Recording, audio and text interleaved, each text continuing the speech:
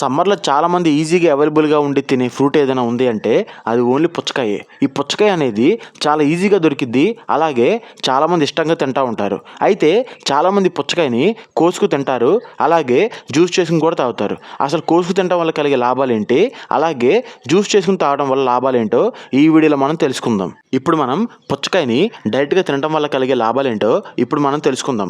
పుచ్చకాయని డైరెక్ట్గా తినడం వల్ల అందులో ఉండే ఫైబర్ అనేది మనకు డైరెక్ట్గా అందుతుంది. దీనివల్ల ఏంటంటే డైజెస్టివ్ సిస్టమ్కి చాలా అంటే చాలా మంచిది.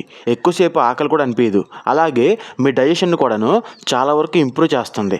అలాగే దీంట్లో ఉండే విటమిన్స్ అనేవి విటమిన్ ఏ కానీ విటమిన్ సి కానీ యాంటీ ఆక్సిడెంట్స్ కానీ పూర్తిగా అందుతాయి.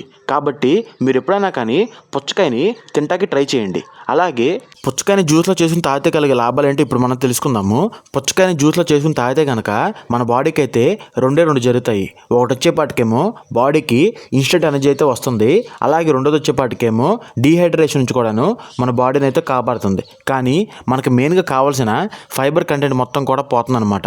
ఇది పోయిందంటే కనుక పుచ్చకాయ దేనికి పనికిరాదు. ఎందుకంటే మన బాడీకి మెయిన్గా ఫైబర్ కావాలి. కాబట్టి మీరు ఎప్పుడైనా కానీ పుచ్చకాయని తింటేనే మంచిది.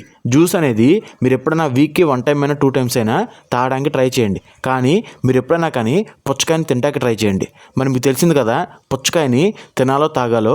మరి మీకు కనుక ఈ వీడియో నచ్చినట్టయితే ప్లీజ్ ఈ వీడియోని లైక్ చేసి, ఇలాంటి హెల్త్ టిప్స్ ఇంకా తెలుసుకోవాలి అంటే కనుక ప్లీజ్ ఈ వీడియోని లైక్ చేసి మన ఛానల్ అయితే సబ్స్క్రైబ్ చేసుకోండి. Thanks for watching my video.